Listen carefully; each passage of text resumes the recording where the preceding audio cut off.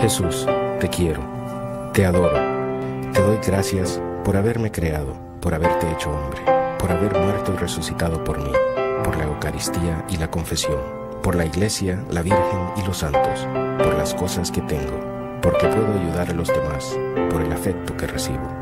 Te pido perdón, te pido gracias, para uno mismo, para los demás, para la sociedad.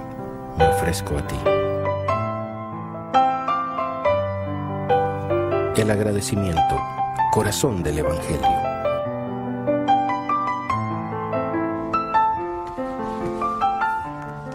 Hola amigos, espero que se acuerden ustedes de mí. Hace un tiempo he estado ya con ustedes hablándoles de la Virgen María y también de un modelo de oración, de una forma de rezar.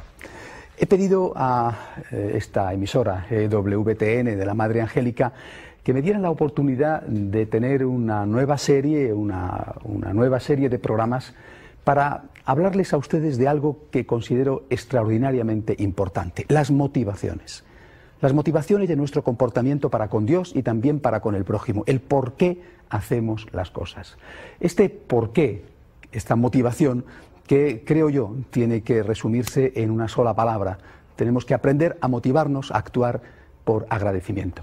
Por agradecimiento al Dios que nos ama y por agradecimiento también a las personas que nos aman. Creo yo que la falta de esta motivación, la confusión o la presencia de otras motivaciones es lo que está en la raíz de la crisis que venimos arrastrando desde hace tanto tiempo y también en la crisis, como no, vocacional. De ambas cosas, de la motivación del agradecimiento y de la respuesta que tiene que llevar a la vocación cristiana, incluida la vocación sacerdotal y religiosa, es de lo que quiero hablarles en esta serie de programas que hoy estamos comenzando. Y fíjense ustedes que el motivo es doble. Por un lado, vivimos cada vez más en cualquier país, tanto en España como en Latinoamérica, como en el propio Estados Unidos, como en el conjunto del mundo, vivimos en un contexto cada vez más plural, cada vez más globalizado.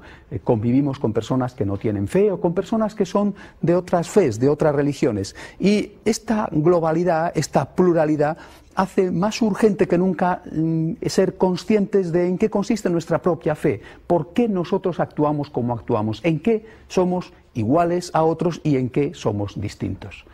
Junto a esto, creo yo que es cada vez más urgente, 2000 años después del nacimiento de Cristo, ser aquello que nosotros tenemos que ser, es decir, ser aquello que Cristo quiso que fuéramos. ¿Estamos comportándonos los cristianos del siglo XXI de acuerdo a la voluntad del Señor o, por el contrario, somos personas que en realidad no nos diferenciamos mucho de los judíos que escucharon a Jesucristo o de los paganos griegos o romanos o de personas de otras religiones que no tienen nada que ver con la nuestra? Este es el objetivo de esta serie de programas, profundizar en la motivación que tenemos que tener para relacionarnos con Dios, en el agradecimiento, y desde ahí entrar en una serie de comportamientos que son consecuencia de esa motivación, de ese agradecimiento, incluido, como digo, la vocación cristiana. Vamos a hacer una pausa, volvemos enseguida para profundizar ya este primer capítulo en este tema tan importante. Hasta ahora mismo, no se vayan ustedes.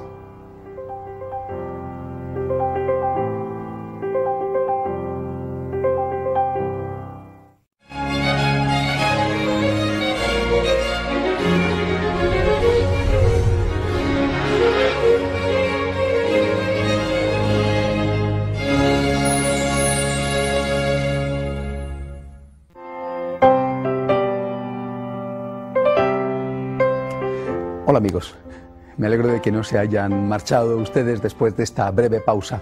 Les estaba diciendo hace un momento que estoy preocupado porque tengo la impresión de que después de más de 2000 años del nacimiento de Cristo, lo esencial del cristianismo, el corazón del cristianismo, sigue prácticamente sin estrenar, al menos para la mayoría. Y cuando hablo del corazón y de lo esencial del cristianismo, me refiero a la virtud del agradecimiento, es decir, a la motivación del agradecimiento para relacionarnos con Dios y después también como consecuencia para relacionarnos los unos con los otros. Creo yo que porque esta actitud del agradecimiento está prácticamente en mantillas sin estrenar, es por eso por lo que hay en este momento, entre otras cosas, la fuerte crisis vocacional, tanto de la vocación al compromiso como laico, como de la vocación al compromiso como sacerdote o religioso. Y para poder apoyar esta afirmación, que realmente me produce una gran preocupación, quiero hacer una introducción, una introducción que les sirva también a ustedes para poder comprender el por qué digo estas cosas. Primero hay que partir de algo que generalmente se ignora, que se pasa por alto para la mayor parte de las personas que han nacido, han crecido dentro de un contexto cristiano, como es el de la inmensa mayoría de nosotros, y es el hecho de que cuando Cristo viene a la tierra, Cristo no es el fundador de la religión, es decir, antes de Cristo ya había otras religiones. La religión cristiana no es la primera religión que existe en el mundo. Toda religión, cualquier religión, y por lo tanto no solo la religión cristiana, la religión católica, cualquier religión, me gusta presentarla como un puente. Una religión es un puente. Un puente une siempre dos orillas. La orilla de Dios, la orilla de la divinidad, y la orilla del hombre, la orilla de la humanidad. Una religión es un puente que une dos orillas y que pone en comunicación una orilla con la otra. Pone en comunicación el hombre con Dios, pone en comunicación Dios con el hombre. Y esto, les repito, ha sido así siempre. Mucho antes de Cristo ya existían religiones, desde los hombres más primitivos. Precisamente la existencia de religión, la existencia del sentimiento religioso es una de las características de la humanidad que los antropólogos utilizan para saber diferenciar si en un enterramiento, por ejemplo, cuando aparecen huesos de hombres muy antiguos, si son verdaderamente hombres o si son de una especie anterior. La religión es un elemento constitutivo de la naturaleza humana. Siempre ha existido en la inmensa mayoría de los hombres. Pues bien, esta religión, como puente que une Dios y el hombre, ha tendido siempre a, digamos, responder e intentar garantizar algunas cosas fundamentales. Por ejemplo, responder a la pregunta, ¿qué hay después de la muerte? Esta es una de las grandes preguntas del ser humano de todos los tiempos. ¿Qué hay después de la muerte? Cuando yo me muero, ¿desaparezco? Cuando se muere una persona amada por mí, un hijo, un padre, un íntimo amigo, ¿desaparece? ¿Voy a volver a encontrarme con él? ¿O por el contrario, vamos a ser simplemente polvo y barro que después va a fertilizar las plantas? ¿Qué hay después de la muerte? Esta es una pregunta central, fundamental, que la religión ha intentado responder siempre. No solo la religión, ciertamente, también la filosofía, pero por lo que ahora a nosotros nos atiende, nos respecta, creo que hay que centrarse en la respuesta religiosa. Cualquier religión tiene siempre una respuesta para esta gran pregunta, aunque las respuestas sean diferentes. ¿Qué hay después de la muerte? Bien, esta es una de las preguntas, pero no es la única. Otra de las preguntas que la religión, cualquier religión, intenta contestar es la de cómo congraciarse con Dios. ¿Qué hay que hacer para tener contento, favorable al Dios en el cual se cree?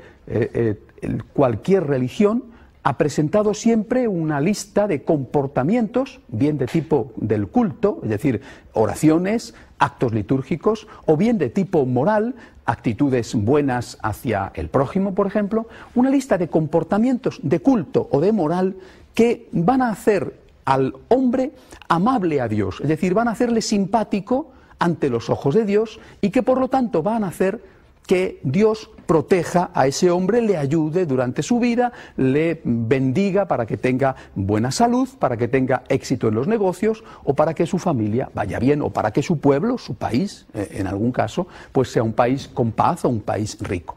Estas dos son, resumiendo muchísimo, las dos grandes cuestiones que la religión, repito, como puente entre Dios y los hombres, ha intentado responder siempre. La religión del más allá y la religión, la pregunta del más allá y la pregunta de cómo hacer que Dios nos sea favorable, nos sea propicio.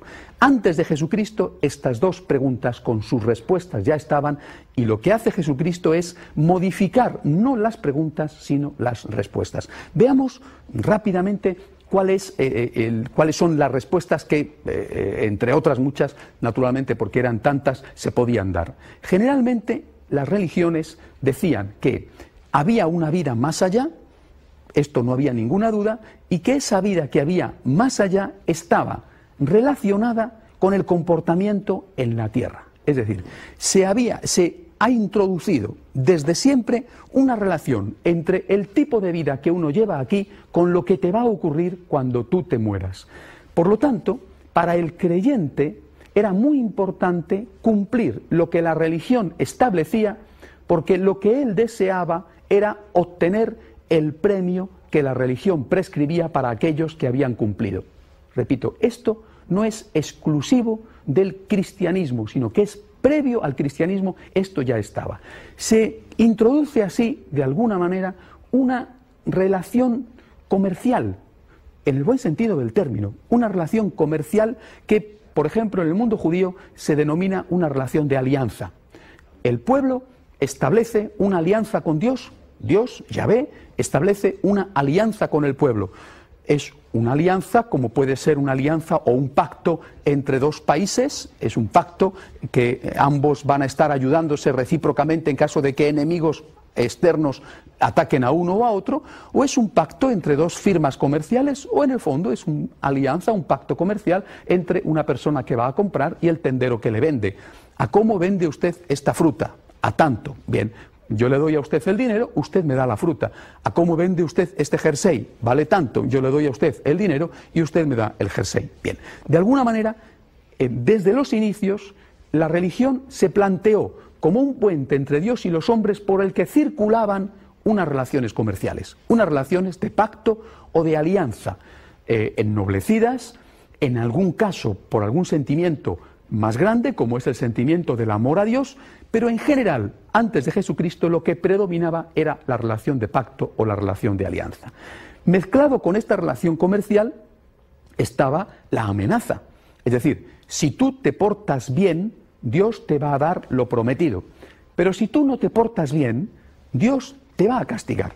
Es decir, si tú eres coherente, entonces Dios te va a dar ese, permítanme utilizar un término muy nuestro, pero que en cada religión tendrá una nomenclatura diferente, Dios te va a dar el cielo prometido. Y si tú no te portas bien, Dios te va a dar un castigo, llamémosle, usando de nuevo nuestra terminología, llamémosle el infierno.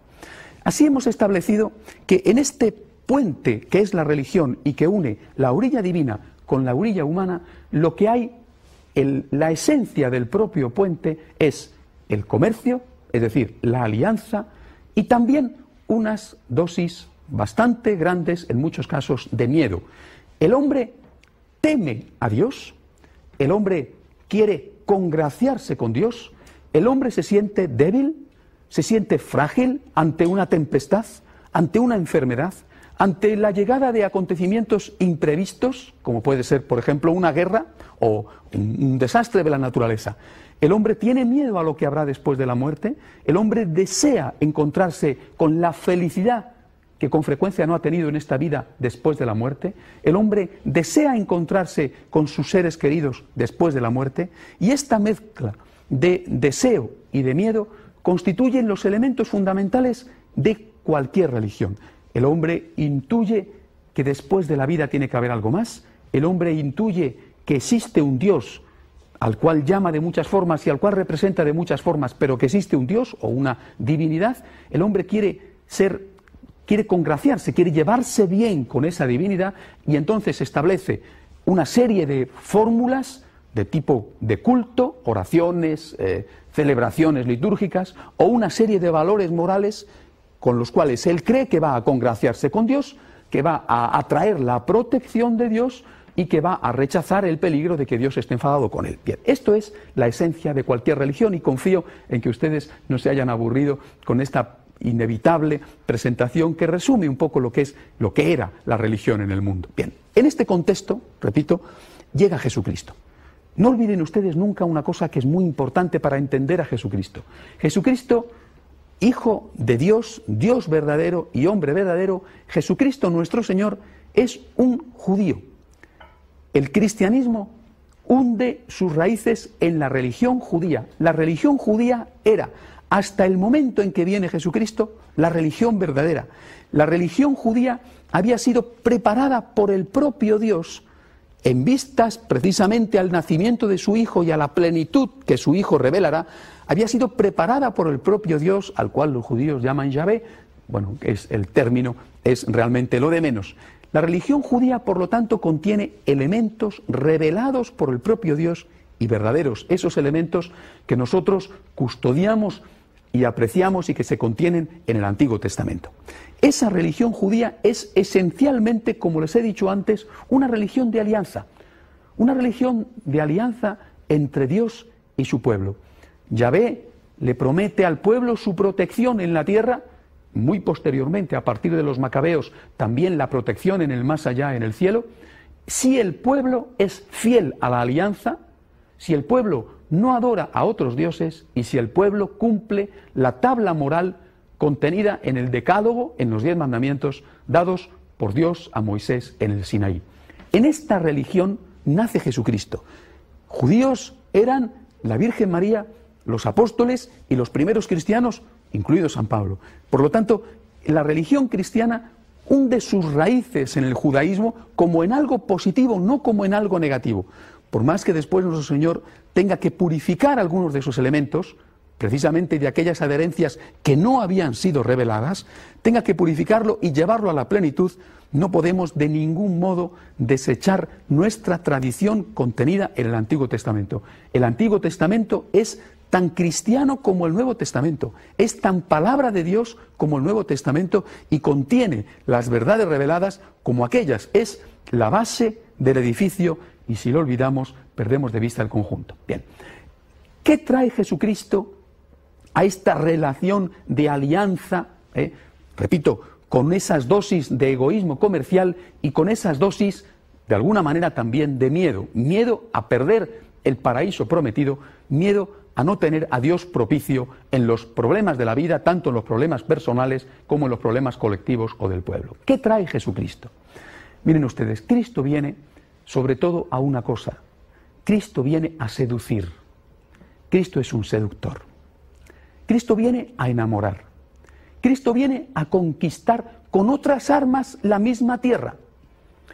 Si antes la tierra, que es el corazón del hombre, había sido conquistada con las armas del temor y del respeto, Cristo viene a seducir nuestro corazón para conquistarla con el arma del amor.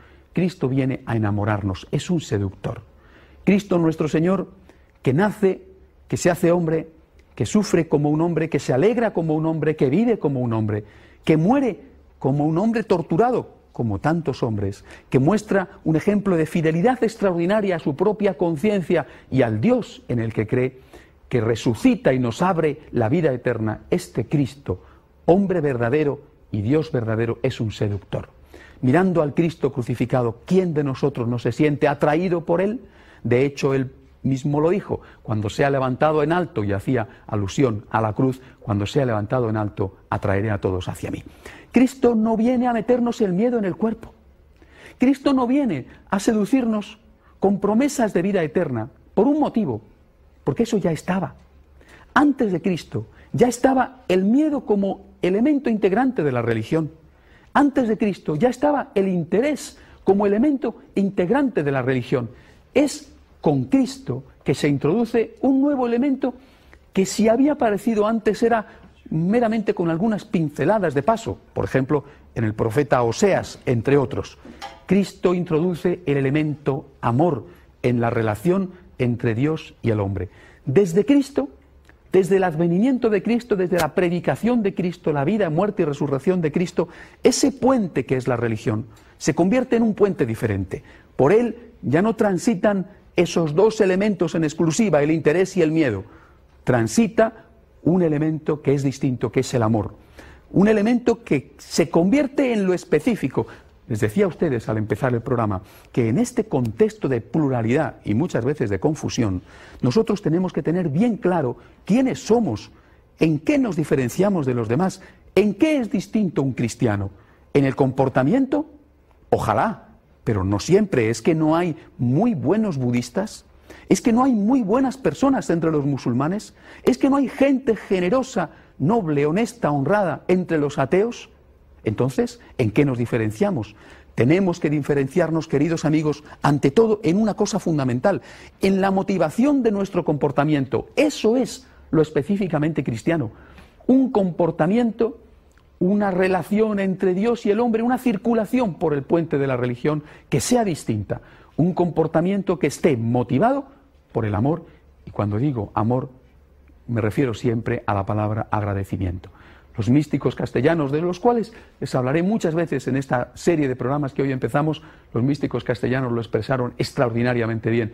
Una Santa Teresa de Ávila, un San Juan de la Cruz, un Fray Luis de León y de alguna manera también un San Ignacio de Loyola, aunque dentro de otra línea de espiritualidad, responden precisamente a esta cuestión diciendo que a ellos no les mueve ni el miedo ni el interés, sino el amor. No me mueve mi Dios para quererte el cielo que me tienes prometido, ni me mueve el infierno tan temido para dejar por eso de ofenderte. Pues bien, este corazón del cristianismo, que es el agradecimiento, estuvo presente y evidente para los primeros cristianos desde el principio, porque para ellos era muy chocante el cambio, era evidente y notable la comparación. ¿Cómo no, cuando tenían ante sus ojos lo que hasta ese momento había sido presentado como era el Dios temible, Yahvé, al cual ni siquiera se podía nombrar, y de repente ven a ese Dios temible hecho bebé en Belén y hecho guiñapo crucificado en el Calvario? ¿Cómo no comprender que algo había cambiado? ¿Cómo no enamorarse del Dios que se había hecho hombre y que amaba hasta tal punto al hombre? Es completamente distinto el rostro de Dios. Uno no se puede enamorar del Dios abstracto del cual hablaban los filósofos griegos. Uno puede respetar, y hay que respetar, e incluso uno puede temer al Dios fuerte, poderoso, del cual hablaban los profetas de Israel. Pero al Dios de Jesucristo se le puede y se le debe amar. Y eso lo tuvieron muy claro los primeros cristianos, repito, desde el principio. Sin embargo, por desgracia, pronto ocurrió algo con lo que quizá no se contaba. Naturalmente Dios lo sabe todo, pero no estoy muy seguro de que los hombres pudieran contar con eso. Pasadas las persecuciones, ya saben ustedes, el año 313, el año en el cual el emperador Constantino da el edicto que permite al cristianismo moverse con libertad dentro del imperio y crecer y desarrollarse, además rapidísimamente. Pasadas las persecuciones, ese comportamiento, ese integrante en la nueva relación, que es el agradecimiento y que es el amor, pasadas las persecuciones, eso va desapareciendo. Y vuelven con una fuerza extraordinaria los viejos elementos que no habían desaparecido, porque no tenían por qué desaparecer, pero que habiendo sido colocados en un puesto secundario por Cristo, vuelven a ocupar el primer lugar. Y la religión cristiana, vuelve a transitar por los viejos caminos del miedo y del interés. Cuando, y doy un salto gigantesco en la historia, cuando muy recientemente el Concilio Vaticano II nos invite a todos los cristianos, a todos los católicos, a volver a las fuentes, ¿a qué nos está invitando? Nos está invitando precisamente a que recurramos a los orígenes y a que tengamos de nuevo las motivaciones de los primeros cristianos, de aquellos primeros cristianos, incluido la Santísima Virgen María, de aquellos primeros cristianos que afrontaron sin desanimarse los dientes de los leones, que afrontaron las flechas de los enemigos o la decapitación o las torturas más terribles, y que no estaban motivados por el miedo ni estaban motivados por el interés, sino por el amor.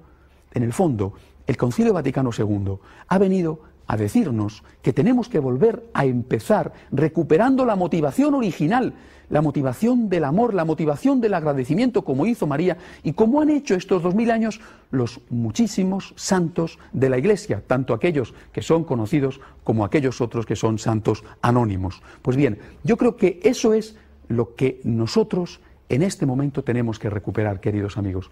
Tenemos que recuperar la motivación del agradecimiento en nuestro comportamiento. Si el concilio ha servido solo para hacer algunas reformas periféricas, importantes, pero al fin periféricas, como es la reforma de la liturgia, o como es la reforma del tipo de vestido del clero, o de la cercanía del clero al pueblo, Estos son reformas importantes, pero permítanme que lo diga, en el fondo secundarias. La reforma verdadera del concilio está, creo yo, todavía por hacer. La reforma verdadera del concilio, aquella puesta al día que quería el beato Papa Juan XXIII, consiste en volver a los orígenes, en volver a las fuentes y en introducir el agradecimiento como la motivación que sea aquella que haga que nuestros actos respondan a lo que Dios quiere de nosotros. Tenemos que tener una motivación basada en la gratitud y no basada en el miedo o en el interés. Eso es lo fundamental. Con eso todo lo demás, es decir, una vez hecho esto, podremos después saber cómo tenemos que comportarnos. Una vez hecho esto, dejaremos de intentar darle a Dios los mínimos, que es lo que hacemos ahora. Una motivación basada en el miedo regatea siempre con Dios. Una motivación basada en el miedo le dice a Dios permanentemente: ¿y no te conformarías con esto? ¿Estás ya contento con esto? Si a mí lo que me importa es salvarme, es que Dios no me importa para nada. Decía San Agustín, el cristiano que obra por miedo al infierno, en realidad no ama a Dios, sino lo que le pasa es que teme al fuego. Cuando nosotros que estamos comportándonos por miedo, no amamos, tememos. Es decir, Dios no nos importa, nos importamos nosotros mismos, no queremos sufrir. Cuando nosotros que estamos comportándonos para tener a Dios propicio, para que Dios me ayude a vencer una enfermedad, para que Dios me dé trabajo o dé trabajo a un hijo, para que Dios me proteja en unos estudios, para que Dios no me dé las torturas del infierno. Repito, en realidad Dios no me importa, me importo yo. Comprendan ustedes el enorme dolor de Dios, el enorme dolor de Jesucristo. Él ha venido, se lo he dicho antes, como seductor a conquistar nuestro corazón. Ha venido a enamorarnos, ha venido a decirnos: mira, abandona ya los viejos esquemas, enamórate de mí y después, enamorado de mí, compórtate como se debe. Y en cambio nosotros seguimos utilizando las motivaciones viejas anteriores al cristianismo, que son válidas, son útiles, pero que en el fondo son pobres e incompletas. Tenemos que superar el esquema del miedo y del interés para pasar al esquema de la generosidad, del agradecimiento. Tenemos que ser capaces de decirle a Dios: Señor, no me pidas los mínimos, pídeme los máximos. Quiero darte todo lo que pueda. No me interesa sacar un 5 en una nota del 1 al 10. No me interesa aprobar. Quiero sacar un sobresaliente porque yo te amo. Yo quiero darte todo lo que tú mereces, todo aquello, Señor, a lo que tú tienes derecho. Queridos amigos, el objetivo de mi programa, de esta serie nueva que hoy empezamos, es precisamente este. Y con este objetivo también quiero decirles otra cosa. Estoy convencido de que la crisis vocacional se debe precisamente a esto. Faltan las motivaciones de agradecimiento. La gente se pregunta, los jóvenes se preguntan: ¿y con esto no tendrá Dios bastante? En lugar de decir: ¿qué más podré darle yo a Dios? ¿Qué más puedo hacer yo por Dios? Me gustaría que con estos 13 capítulos ustedes descubrieran el amor de Dios, se enamoraran de Dios y le dijeran al Señor cada día: Señor, ¿qué más puedo hacer por ti? Te quiero, Señor, te quiero, ¿qué más puedo hacer por ti? Les recuerdo también a ustedes lo que les he dicho en las series anteriores y que muchos de ustedes han utilizado. Estoy a su disposición.